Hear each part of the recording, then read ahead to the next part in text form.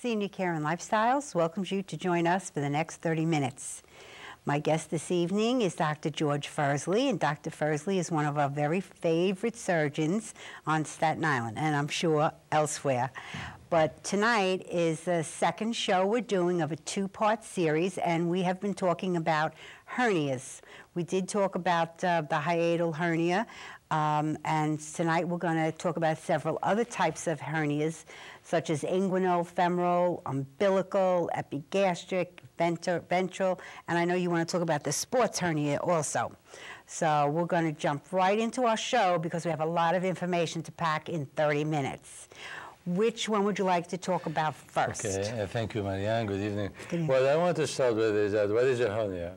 Often the patient is confused. A simple definition is that a hernia is a tear, is a defect in the abdominal wall muscle through which something can protrude. So therefore, I show usually the patient, this is a hernia of my jacket. And through this buttonhole, and things will come through. Right. And the person will see a bulge. The bulge is actually the content of the hernia. The hernia is the actual defect. Therefore, the very first thing is that the hernia is not a disease. It's something purely mechanical. Right. You rip your shirt, it's a hernia. You rip your pants, it's a hernia. Therefore, there is no medication one can take to dissolve a hernia. Right. So what do you do when you rip your shirt or your pants? You have to either sew it or patch it. Right. Now, when the hernia or the defect is in the groin, we call it inguinal. Mm-hmm. If it's in the belly button, we call it umbilical. If it's higher up, we call it epigastric. If the person has had surgery, and then he's starting to see bulges, that means the suturing of the prior incision is ripped, we call it incisional. So it could be, if we look at this figure, for example, the umbilical, the inguinal, the femoral, which is in another opening down by the groin, epigastric, or, for example, this gentleman has had multiple operations. He basically lost his entire abdominal wall. As you can see, his whole intestines up. Actually, I had to operate on him for colon cancer, where he presented like this. So obviously, this is a ventral hernia where it's out, incisional hernia, multiple hernias. The most common one, actually, is the inguinal one, the groin one. Okay. All right, I mean, we see it from the age of babies till the older age, most in the male gender than in female gender. Right. This femoral hernia, because of the way the anatomy of the groin is more common in female gender. All right? And let me start off the back by telling our audience, a femoral hernia or a groin hernia in a woman must be operated on. Must be. Right off the back, because every publication, database from all over the world, femoral hernia in women have an increased high incidence of incarceration and strangulation. And one more time, what does incarceration and strangulation mean? As we said, the hernia is a defect or a tear through which something can protrude. Often, you lay down or you push it back in. The patient even sees it standing. When they lay down, they don't feel it. They cough, it comes out, until obviously when it gets very large, it stays out. Right. Often, not often actually, very occasion, it may come out and get stuck. Right. That's incarceration. Right. We cannot push it back in. If the constriction is harder and cuts the blood supply and it becomes extremely painful, hard like a rock, then it's worry about strangulation. Right. So the very first message tonight, femoral hernia in women should be operated on because of the increased risk of incarceration and strangulation, which then becomes much more complicated to operate on. Okay? Now, in the midst of all those hernias that you're describing, depending on the location, you can have a lumbar one, as we said, incisional one. Because this is the most common one, we see often patients, and it presents either as a bulge, but a lot of time as pain in the groin. Right. Now, in a male, it's relatively easy to examine to see if there is a bulge or a gulf or what we call pulsation of a defect or protrusion. In women, it's very difficult. So, but more the problem is we have a patient that comes with groin pain and no bulge. All right? I want to go to that second very common occurrence, that is, patient goes for a CAT scan, it does not show a hernia. Patient goes for an MRI, it does not show a hernia. Gets a sonogram, doesn't show a hernia. And we no longer do it. Herniography is historical, actually. So now what do we do when they come with groin pain? Well, if the person is young and athletic, we have to think about, if you look over here, I say Spurs hernia. Okay. Actually, it's known as Gilmore groin. Okay. You know, people laugh because it's like Happy Gilmore, the movie. It is indeed Gilmore groin. And it's actually pain in the groin that is not due to a real hernia, even though we call it Spurs hernia, but it's a tear in the tendon at the junction of the muscle, on the, what we call conjoint tendon or adductor muscle. And that happens in young individuals when they do sport. And the mechanism of it is an external rotation of the body and hyperextension of the thigh. It produces a tear right where the red points are on the thing. And you can see it in hockey and soccer and skiing and a lot of other sports where you have this turn of the body. And that, unless you're a professional, for example, you're McNabb playing football, he had his done actually because his livelihood is from, then we go in and we repair it as a hernia to reinforce the floor.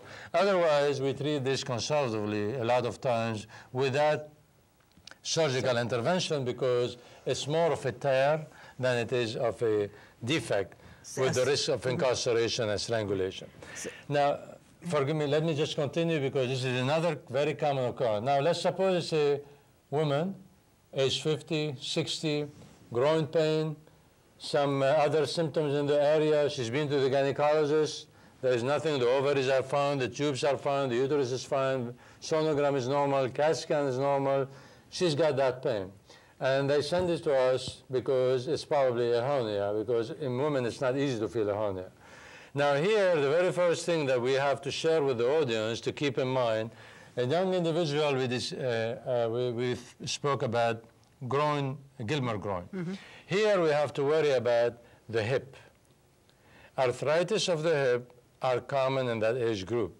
And they give you in the femoral head, right there, that femoral head right here, behind, with osteoporosis, vitamin D deficiency, calcium deficiency, groin pain, we have to think and tell them, please, let's evaluate your femoral head or your hip. Not to mention that sometimes it could be sciatica from the back, presenting as pain in the front. But often, all that problem is not a hernia, and we have to be very careful not to operate on those patients, because now you operate, the pain stays. So now, is it pain due to your operation, or is it due to the problem that you missed from the beginning? So extreme caution, when somebody comes in with severe pain in the groin, we should be very reluctant to jump into the standard operation, you know, which I will speak about. So this is the second point beside the femoral in women, the Gilmore groin, sport hernia in athletic, the more common in women over the age of 50, to think about the hip problem with arthritis. Now, that brings another thing very important in the hernia discussion. Anytime we have a hernia, for example, in the groin, especially, and the person is a male over the age of 50, standard of care, PSA level for the prostate and colonoscopy. In a woman over the age of 40 or 50, colonoscopy, mammogram, pap smear. So we don't just focus on the hernia and then just fix the hernia and then not look at it. Because why do we look for the colon in a hernia? You know that constipation or change in bowel habit can force the person to push. By pushing, if they have a small hole, something is going to come through. So the hernia is the tip of the iceberg.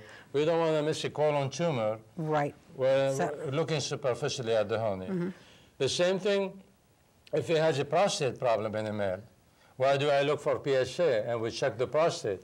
If he has to go and urinate and keep pushing to urinate because the stream is not there, by that pushing, he may come in with a hernia. The problem is, before I go fix the hernia, I should take care of the prostate. Why? Because then if I open up his prostate, TURP, or I mean, we're not going to go into it, then he's now urinating. So then after surgery on the hernia, he's not going to have a higher chance of recurrence from pushing. That's another point. Lastly, another point very important I want to bring up, and I see it often, like other surgeons. Often we see this patient sent by the internist, by his primary, or by a friend, or by himself, he's looking, every time he sits up, especially in men over the age of 50 and so forth, or occasionally in women, and they see this tenting up. It really is impressive. From the umbilicus to the xiphoid, it tends up. And they are sure it's a hernia. And then obviously they think it's a hernia. They come in. Now we call this diastasis recti. What does it mean? It's not a hernia. We spend a little bit of time, we write it down, we tell him, look it on Google, on the internet. The rectus muscle on the right and the rectus muscle on the left are joined in the midline by a line called linea alba. Right. As we get older and we put on some weight, it separates. So there is really no defect. So the way I tell my patient is, here I have a tear, and through this tear, something can come through. Therefore, indeed, I should get surgery because I can incarcerate or strangulate. That's a hernia. But let's go back to this diastasis. A pregnant woman, when she's pregnant and her belly is, does she have a hernia? No. Her belly is stretched. Right. This is stretching. We don't operate on this. It doesn't cause any pain. It cannot incarcerate. It cannot strangulate. It should be left alone. And indeed, if we operate on it and we make an incision and we tighten it and we put a mesh, 2 years later, the mesh will tent up along with the thing because of the continuous separation. So we urge the patient that if they have symptoms or pain, to go look elsewhere, get an upper endoscopy, colonoscopy, something else, gallbladder, but leave the stenting alone. Is there any way that they can fix it? Yeah, this is a very good question, actually. The way we fix this is not because of it bulging or hernia. If a person is getting a tummy tuck, yes, part of the tummy tuck, what is a tuck for? Is to tuck this here. So not only this way, you tuck it this way. So the woman will not have this hump here. Good idea. Which is not actually a thickness.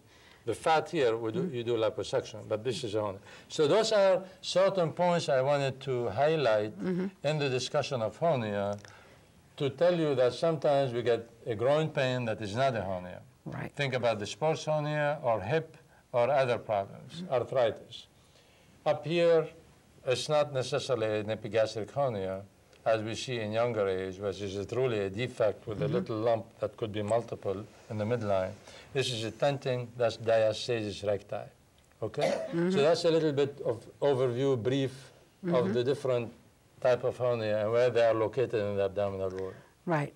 I know sometimes people make a mistake between the inguinal and the femoral. Okay. That I know. This is, quite honestly, the medical student or the surgical resident, it takes him sometimes 4 or 5 years to understand the anatomy.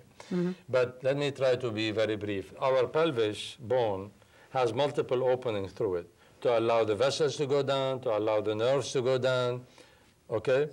Through this bone that has holes in it, one opening is called the inguinal.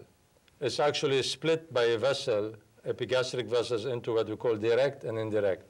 Underneath it, close to the femoral vessels, it's called femoral hernia. Below it, which is in an 80-year-old woman most commonly, although we do see it in male physique, tall and narrow, or it's called obturator, where the obturator nerve goes in along with the obturator vessels down to the adductor muscle. So basically, depending where this is going through, I said if it's coming through the belly button, I call it inguinal. So in the groin, if it's going through the inguinal canal, medially it's direct, it's inguinal above. If it's going along the femoral vein, femoral hernia. If it's going down to the obturator, it's called obturator hernia. Obviously, there is a rare type called prevascular, but it's another. You follow me? It depends. Yes. That's what. It's not confusing. It's in the groin, but gender-wise, because of the way the ligaments are in the pelvis, those opening, a woman, for example, cannot get direct because she doesn't have a triangle. She has more of a crescent. She has more tendency to get indirect or femoral. Right. A man is more likely to get a direct or an indirect. Indirect because it goes through the scrotum. That is, in other words, scrotal hernia. What is a scrotal hernia? When this hernia, this bulge in a male, gets big enough, the hole, to allow the intestine, and sometimes the appendix, or in a woman, the ovary, let's say, to go down to the testicle, it becomes a scrotal hernia because now it has become an inguinoscrotal. It went down to the scrotum. Does that take a long period of time? It does, yes. So It does. somebody had to have had the sensitivity or the pain, and they just didn't take care of it quick enough, and the intestines actually go down into that hernia. And indeed, you know, here I'm glad you brought up this point. A hernia could be small and severely painful because of a tear or a rip or irritation of the nerves, because we have 3 nerves here that can get irritated. Or sometimes it could be very large, and the person is walking around with it for years, wearing a truss, and not feeling any pain. So the pain is not always related to the size of the hernia or the content. The contents, for us surgeons, the more contents there are, the larger it is. Like you said, the longer time it has been. Right. Not only is it a little bit more difficult to fix, but the likelihood of a recurrence of the hernia, because now the floor is destroyed more or less, weakened, is higher. Exactly. Yeah. Yeah. All right. Do you want to talk about the surgery? Well, yeah, exactly. You know, once you made the diagnosis, then obviously, and you've worked your patients, you asked them to get colonoscopy, asked them to get the mammogram, the prostate, PSA. If they have heart problems, for example, they have cardiac stent, we ask for cardiac clearance. Often they are heavy smoker, emphysema, COPD, we ask them to get pulmonary clearance. So once you've cleared them, the surgery is done as an outpatient. Almost all of them, except for the ventral and incisional, right, which is major, and often we have to keep the patient, ICU, you know, in the hospital. You know, this is a different. But most of the other ones, if they are elective, right, walk-in ambulatory surgery. Yeah, they go home the same day, and then you know, what is the principle of the surgery? The principle of the surgery is basically to close this defect. If we go in and we just suture it, let's say in a small hernia, belly button, or epigastric, that's okay, less than a finger. But often in the groin especially, which is the most common, there's over 700,000 hernias repaired in the US alone per year. What the science has showed us that if we repair, without putting a patch, the mesh, it will recur. Now, the very first question of the patient is, what is the mesh made of? In simple terms, it's made of nylon. Although there are so many of them, overseas in Africa where they cannot afford anything, they use the fisherman's net, and it does a nice good job. They cut a piece of the fisherman's net, and they use it to repair. Here, obviously, we have so many different types, from polyester to polypropylene, to name it.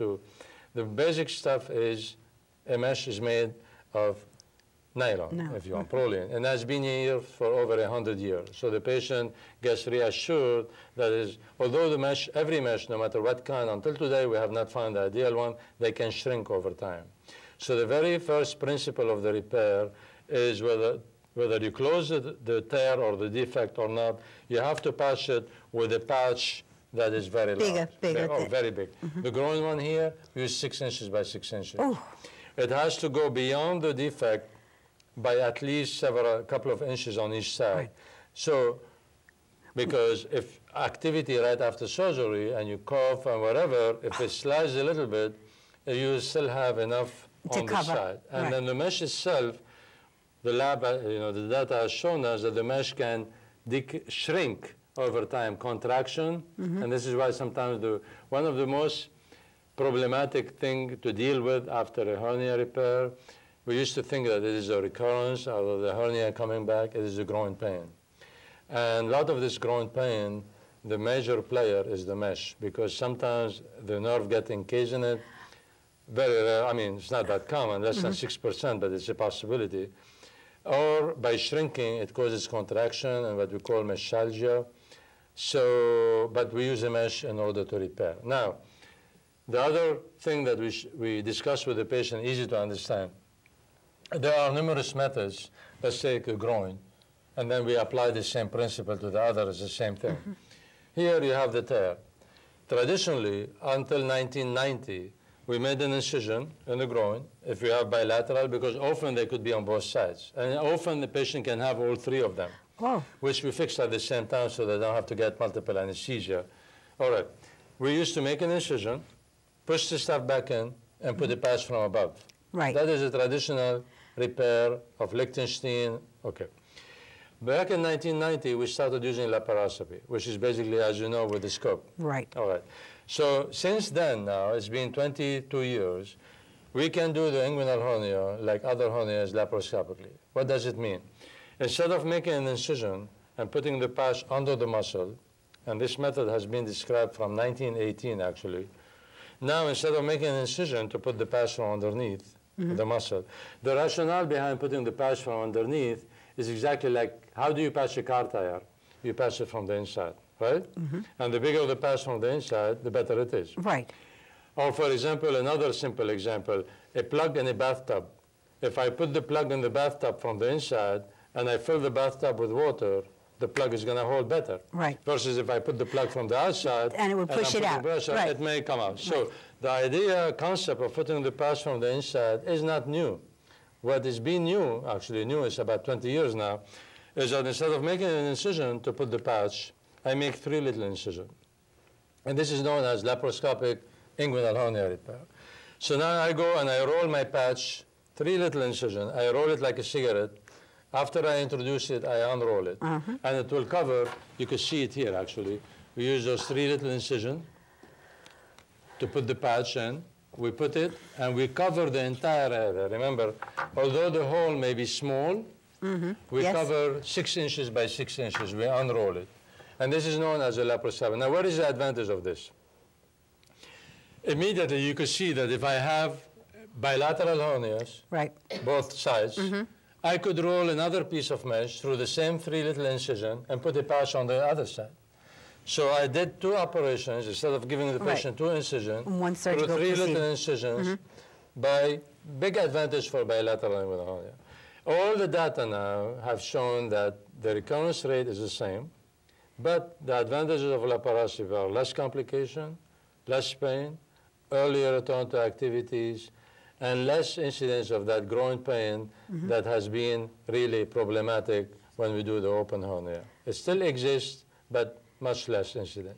So overall, it's much better for the patient to do that. So if we apply to the umbilical, you could see, you could do it open, close it, patch it, or you could go laparoscopically, put the patch from underneath to cover the defect beyond the thing.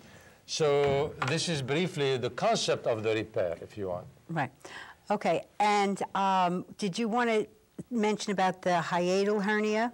Okay. All right. And we're going to put the other board up, and because I know you wanted to just go a step further with that hiatal hernia. Okay. The hiatal hernia, obviously, although now in this defect in the diaphragm that we mentioned, you know, and the stomach, once you bring back the stomach down and the esophagus down, and now we have this hole, some surgeons are advocating to use a patch here, like we were talking about the inguinal or the umbilical or the incisional. However, this is still a little bit controversial because a mesh there is not a great idea. Yeah, I can't picture how the mesh would work. Well, we have actually, we can tailor one almost like a heart shape to cover the opening. But more important principle, whether we put a mesh or not, is that we have to try to look at this here. You see here, we closed the opening. We have reconstituted the angle.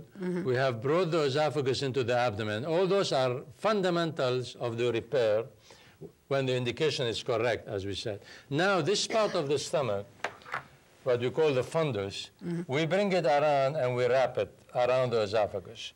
So the stomach upper part comes around the esophagus, either in 360 degree, as shown here. It creates a valve, Marianne, to prevent the acid from going. You see the esophagus? This wrap, around there, 300, known as the Nissen fundoplication, creates a valve that will prevent the reflux. A 270-degree wrap, meaning by that we're still seeing the anterior part of the esophagus, known as the toupee, is another modality to create a valve. Now, these valves are important to, again, prevent the reflux, prevent the migration up, and this operation is also done laparoscopically from 1990. Instead of making an incision and causing a lot of blood loss, possible splenic injury, perforation, sepsis, we do it through 4 or 5 little incisions, and then we do the wrap around the esophagus. And in order to simplify it to the patient, the esophagus is a hot dog and the stomach is the bun. If we don't see the hot dog, that's innocent, 360. If we see the The hot dog, that's basically 270, known as a two-pair pair. Regardless of this, if the indication is correct, as I stated earlier, then the results are really very gratifying. Right. Whether we do the 270 or the 360, in all the world literature, there is no difference. But the most important is to have a good, not a problem with the esophagus, not a problem with the gastric emptying, but a problem at the junction here, and then bring that junction back into the abdomen and do a wrap to prevent the reflux, and at the same time close the diaphragm one way or the other. Okay? That's the fundamentals of this type of repair. Done laparoscopically. Nowadays, often outpatient. Actually, sometimes we keep the patient overnight. I at least keep the patient overnight. Yeah, if I was the patient, I'd want to stay overnight. Yeah, I mean, this is, but just to tell you how much it has simplified it with the use of the scope over the years and the experience that we've gained with the proper indication. So that's basically a little bit of an overview to touch on all the different hernias that I wanted to share with you tonight. Right. I even as a nurse, I find it absolutely amazing from my career of how the patient used to be post-operatively and how they are today. They get up the table, they wake up, and they go home. That's true, yeah. And our show is finished. 30 minutes flew by again.